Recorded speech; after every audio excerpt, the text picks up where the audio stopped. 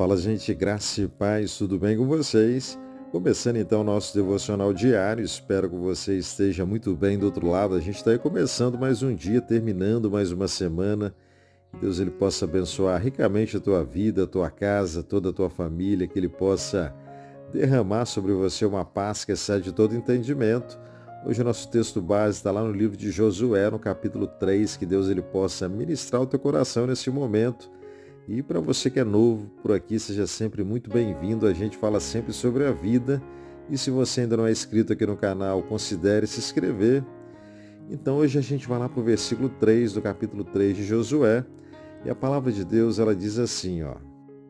Josué ordenou ao povo, santifique-se, pois amanhã o Senhor fará maravilhas entre vocês. Tá bem? Então, se eu te perguntasse hoje o que você espera de Deus para amanhã, hein? Talvez a sua resposta fosse respostas para as minhas orações. Agora, deixa eu te fazer uma outra pergunta. O que você tem feito hoje para você se preparar para o amanhã que Deus ele prometeu para você? Então, esse texto que a gente acabou de ler, ele fala ali sobre a passagem do povo de Deus sobre o Rio Jordão. Ali Deus ele abriu as águas, igual ele fez lá no Mar Vermelho, quando o povo havia saído do Egito. E Josué aqui, ele trouxe uma ordem bem clara ao povo. Ele disse, santifique-se, pois amanhã Deus fará o quê? Maravilhas. E esse texto tem informações importantes para o povo. Ele diz que Deus faria algo pelo povo dele. Diz que ele faria maravilhas. E Deus também diz quando ele faria isso. Ele disse que faria amanhã, não é verdade? Agora, há 3 informações importantes nesse texto para a gente poder extrair. E nós já sabemos de 2 delas. Então a gente já sabe que Deus ele prometeu algo para o povo, ele prometeu maravilhas e que ele também diz quando ele faria aquilo. Ele disse que amanhã. Agora a terceira informação que a gente precisa extrair desse texto é que Deus ele também faz um pedido para o povo. E qual foi o pedido, hein? Que eles se santifiquem.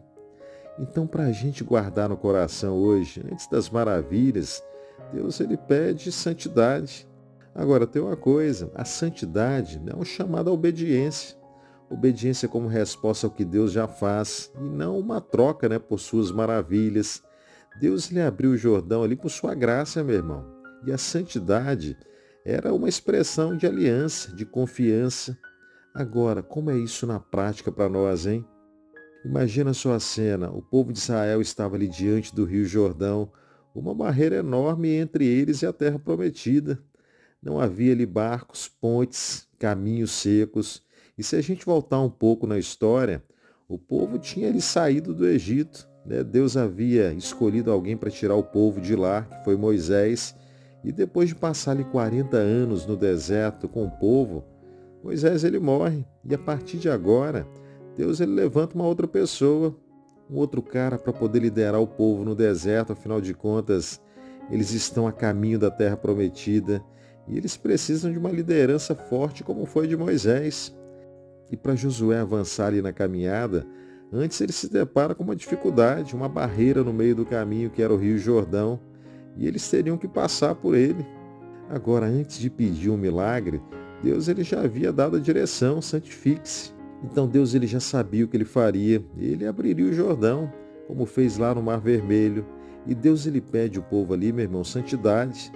Era preciso reconhecer que para poder experimentar o extraordinário de Deus, a gente precisa viver separados do pecado, alinhados com a vontade dele. Agora pense comigo, por que muitos que saíram lá do Egito não entraram na terra prometida, hein?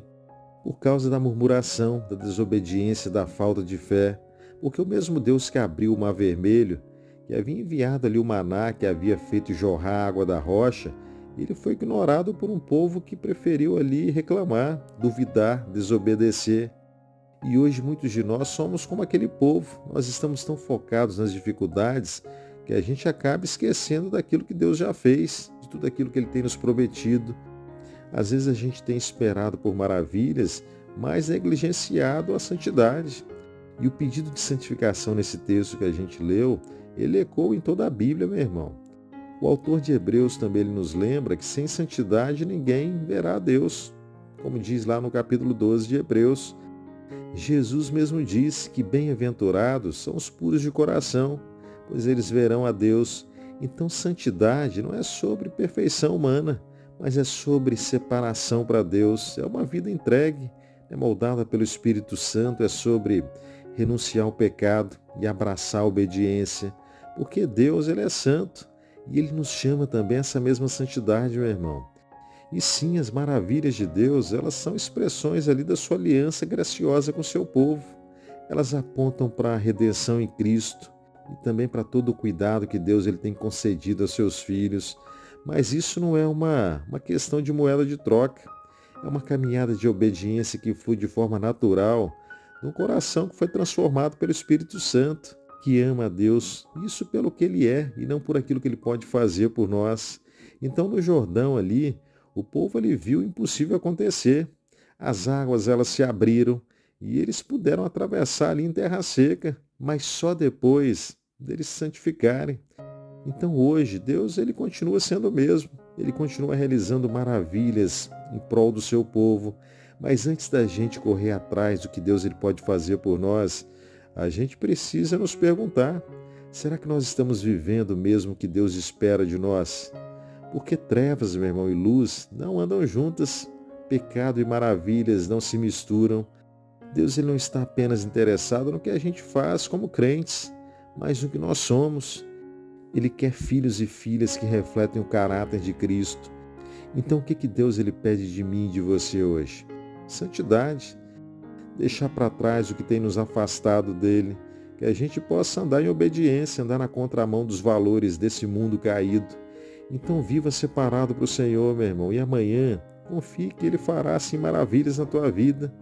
Que a gente possa guardar esse ensinamento para a nossa vida no coração, que produza bons frutos na tua vida. Não esquece, amo vocês em Jesus, se abençoa a tua vida. Aperte em compartilhar aí embaixo, envia para o amigo. E na segunda-feira, se Deus permitir, a gente retorna aqui de novo para meditar um pouco mais na palavra dele, pensar um pouco mais na nossa vida. Que Deus te dê um fim de semana muitíssimo abençoado, abençoe também você e a tua casa. E a gente se vê no outro momento, tá bom? Grande abraço, fiquem todos com Deus. Tchau, tchau.